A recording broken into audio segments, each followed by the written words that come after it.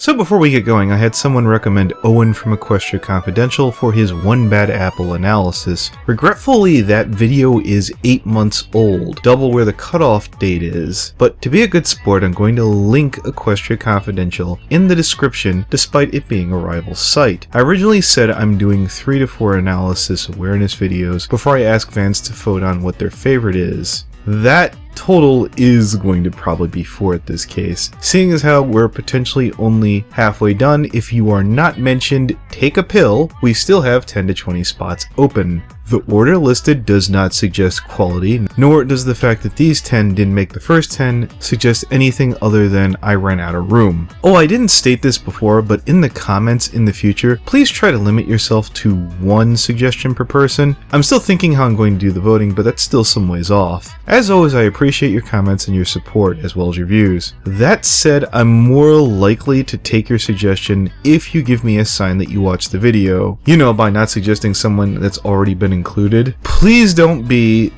in the comments who's infamously throughout the analysis community for dropping off his content and walking off. Engage in the discussion. Talk about who you've learned about, talk about how they can improve, talk about your favorites, talk about your not so favorites. And there's ways of being critical without being too much of a jerk. I would encourage these things. I love you guys and see you soon. How are we represented in the show? The answer is we're not. I was trying to think one day about what male characters there were in the show that were both well developed and played a positive role in the story they were involved with. I came up with none. In fact, I remember Digi once mentioned that no male character in My Little Pony would pass the Bechdel test, which is a test designed to actually make sure that you have properly developed female characters. There is a small list of male characters that are just kind of there, such as Brayburn, Fancy Pants, and Shining Armor. When you start looking at the male characters that have an active role in the episode there, and the only masculine character is Iron Will. Now, Iron Will is interesting because when the other characters began adopting his character traits, it was actually considered a negative. A very strong negative. When you have to go to the villains, we have one who has no lines, but, basically tried to enslave the entire race because, he's just evil, right? And, he's kind of a bad guy, so we can't really fault that. And then you have Discord. So, we start with a slightly drawn-out setup, then we are treated to a few minutes of Apple Bloom annoyingly fangirling over Applejack, then whining when she has to go to Manhattan. And then Big Mac decides to compete in the Brotherhoof Social instead of Applejack thanks to the lax rules. And I'm sure he's going to do it in a perfectly reasonable manner. Well, I do declare it's harder today than the business end of a corncob pie. What the fuck?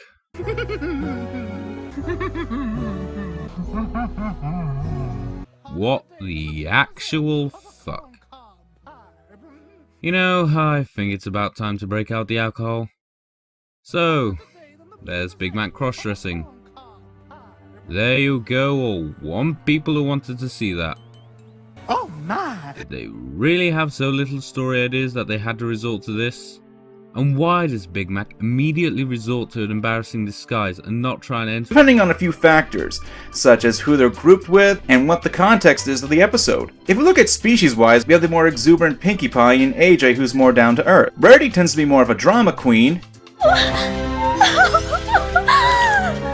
whereas Twilight is more calculating most of the time. And of course we have Fluttershy, who's more introverted, and Rainbow Dash being, well, Rainbow Dash. Ironically enough, Rainbow Dash is blue, and yet she's more considered to be a Red Oni. While they're not in character fully in the episode, Hearthwarming Eve shows an example of Red Oni, Blue Oni, where the leaders are hot-headed while the assisting ponies are cool, calm, and collected. And not pony pops. That being said, these roles aren't set in stone. You can find episodes of each of the main 6 either being in the Red or Bluey archetype. If you guys want more recent examples, one just needs to look towards the episodes of the Cutie Map. In the Griffinstone episode, Rainbow Dash retains her Red Oni status trying to find the treasure, but Pinkie Pie is attempting to find another way to restore Griffinstone, being a bit more logical since the treasure was at the time considered to be completely lost and would be a lot more sensible than chasing it. From the moment you see... You know what, not even... Before you even start the episode, you know exactly what's going to happen. Yeah, It's called the Hooffields and the McColts, and it's just the story of the Hatfields and the McCoys, and it just plays itself completely straight. There's no there wasn't surprises. a single twist or anything. Yeah, it was holy super, holy cow! even renowned teetotaler Phantom Horn didn't get drunk, but he too had never cared less. Yeah. Holy cow, man! Yeah, there was nothing like cringeworthy or like obnoxious about it. Mm-hmm.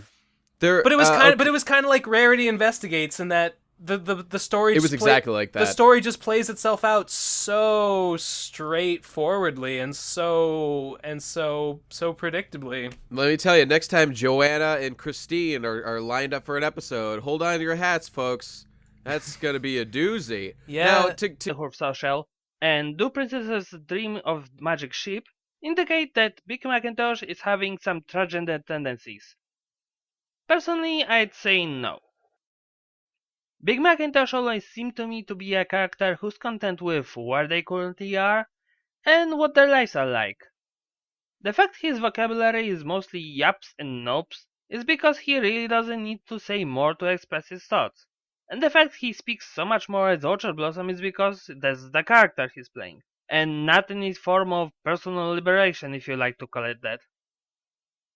In fact, if you think about it, we've seen Big Mac talk in length before. Like the time he scolded the CMCs in Ponyville Confidential, the smooshy talk in Hearts and Hooves Day, and let's not forget that he's a member of a quartet. Or a quintet if Fluttershy is a fully pledged member now.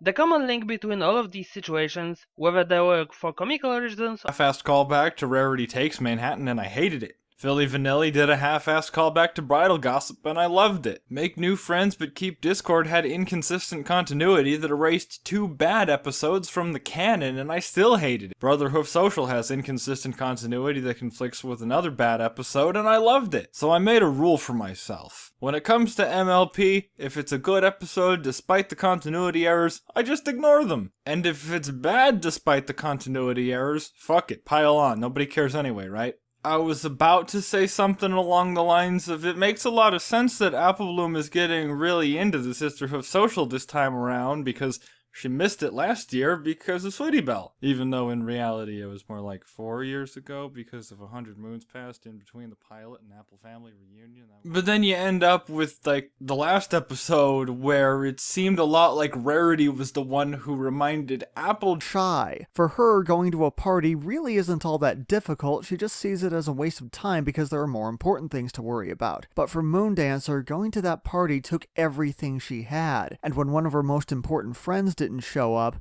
then left town, then moved away without saying anything, only to show up a year later being crowned as a goddamn Alicorn princess, even calling herself the Princess of Friendship of all things, that absolutely destroyed her. And not in a dramatic way, but quietly, just making her fade into the background where no one even noticed. Now, I've been reviewing My Little Pony ever since Season 2. Do you know why I'm one of the only pony reviewers who's been around that long and yet I never seem to collaborate with anyone? Well, back in Season 2, someone did try to collaborate with me. Now, you can probably guess where this is going, but yes, I at least made sure that he was a legitimate reviewer first. In fact, he even went on later to collaborate with Dr. Wolf. So at the time, I was nervous, but I figured it could still be fun, and it would be All hoofs point out to Rainbow Dash in an instant. So should I tell you anything else? Probably not, because chances are you've already guessed how the rest of the episode is gonna go.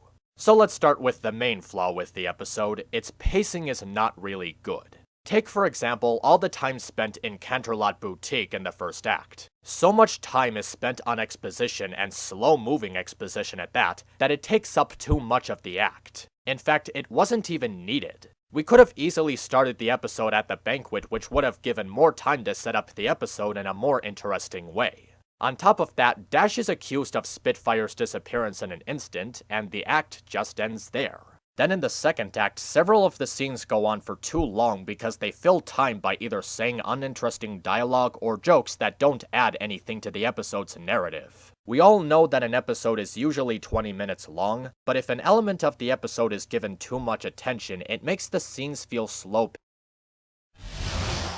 Twilight discovers the main 6 heavy friend at Discord.